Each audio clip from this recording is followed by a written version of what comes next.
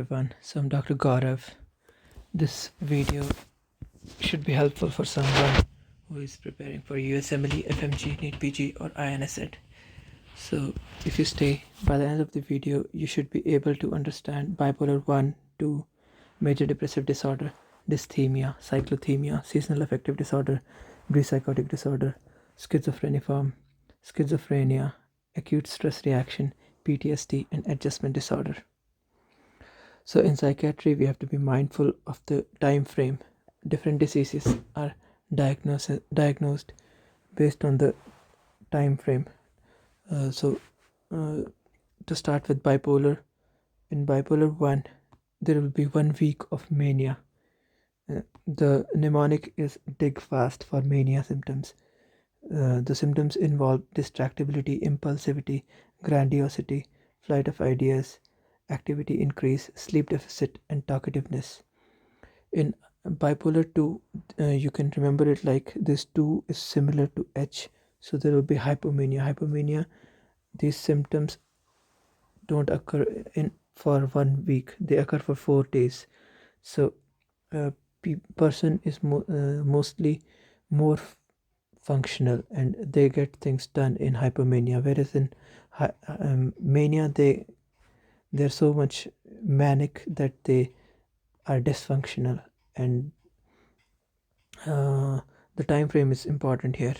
The treatment for bipolar is lithium, mood stabilizer, and main side effect is Epstein's anomaly, hypothyroidism, and diabetes insipidus. The incidence of Epstein's anomaly is less, so sometimes it is preferred in pregnant women also.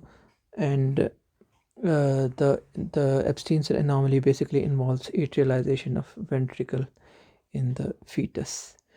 So valproic acid and carbamazepine are other mood stabilizers, and olanzapine and quetiapine can be used, and these are atypical antipsychotics. Olanzapine, you can remember O for a fat person, so it causes weight gain, metabolic syndrome basically, and quetiapine has good side effect profile. It stays quiet. Now we have major depressive disorder. Time frame is 2 weeks. Symptoms, there will be 1 or 2 major symptoms: anhedonia and dysphoria, and there will be 3 or 4 minor symptoms, sig ECAP symptoms. Sig ECAP is the mnemonic for sleep disturbances, interest decreased, guilt, feeling worthless, energy decreased, concentration problems, appetite, weight changes, psychomotor agitation or retardation, and suicidal ideation. The first line treatment for depression is cognitive behavior therapy and SSRIs. Antidepressants have more side effects. Like typical tricyclic antidepressants have more side effects, so they are not used very often nowadays, and they're not first line. Depression has to be differentiated from dysthymia, cyclothymia, seasonal affective disorder. So dysthymia is basically mild symptoms of depression for over 2 years, okay, and cyclothymia is basically mild symptoms of depression, then mild symptoms, sort of hypomania. They cycle through these mild symptoms of depression and hypomania, so this for 2 years. And in seasonal affective disorder, you have to remember that every season, every year, usually in winter, some people get depression, okay. And then there is schizoaffective disorder. In this disorder, psychosis overlaps with mood episodes. The psychosis must occur by itself for more than 2 weeks without the mood symptoms, okay. Otherwise, this has to be differentiated from major depressive disorder with psychotic symptoms, okay.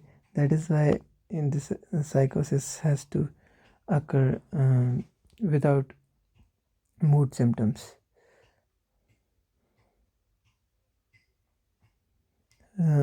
Then we have brief psychotic disorder, and schizophreniform disorder and schizophrenia.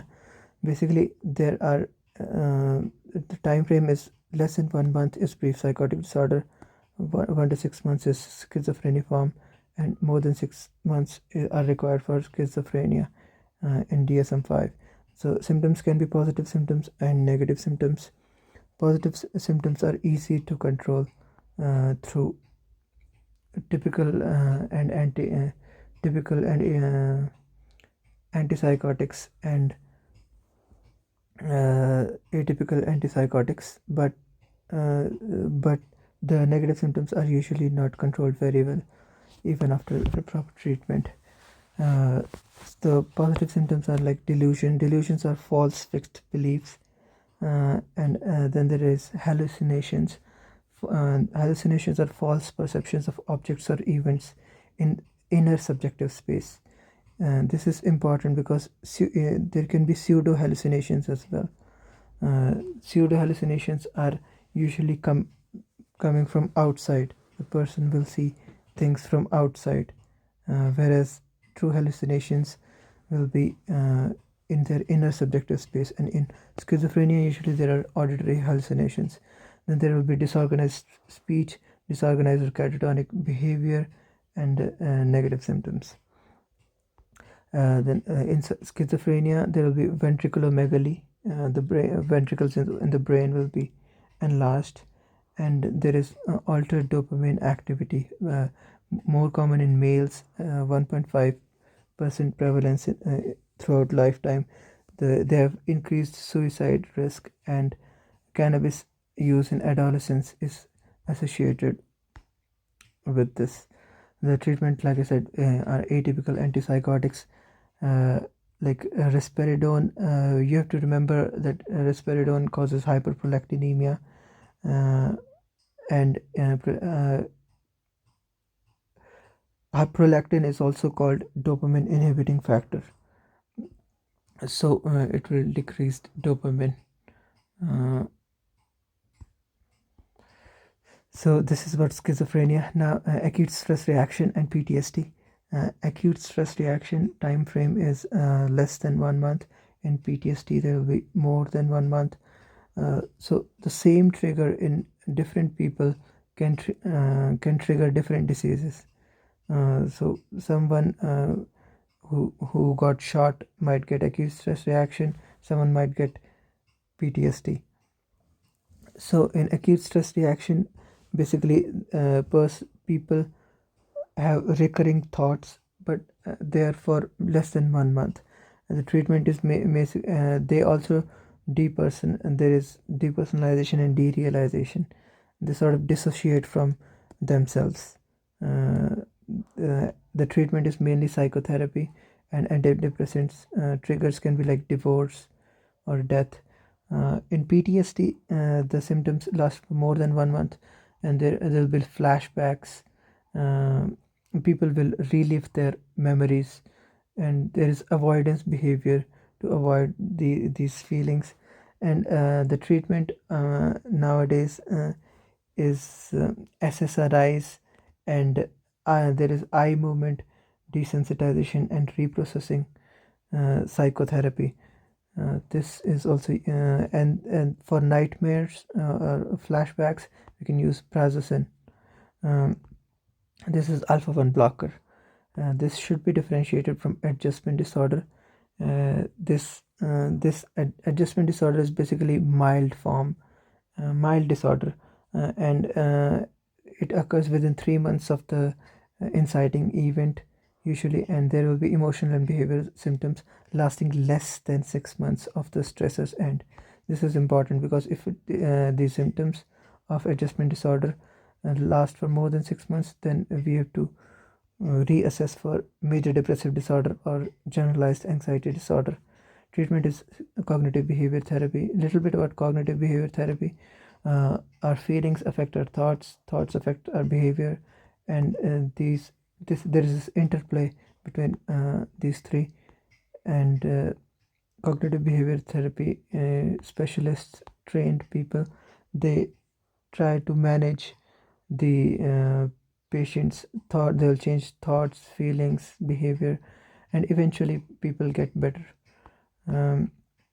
So if you've reached the end of the video, uh, I had this question posted before, that why do things flow from uh, their high concentration gradient to the low concentration gradient? This is because the probability of collision is more in a system, uh, and then there is kinetic, and these are moving, they will collide with each other and eventually move to the lower concentration gradient area. So this is a fun fact.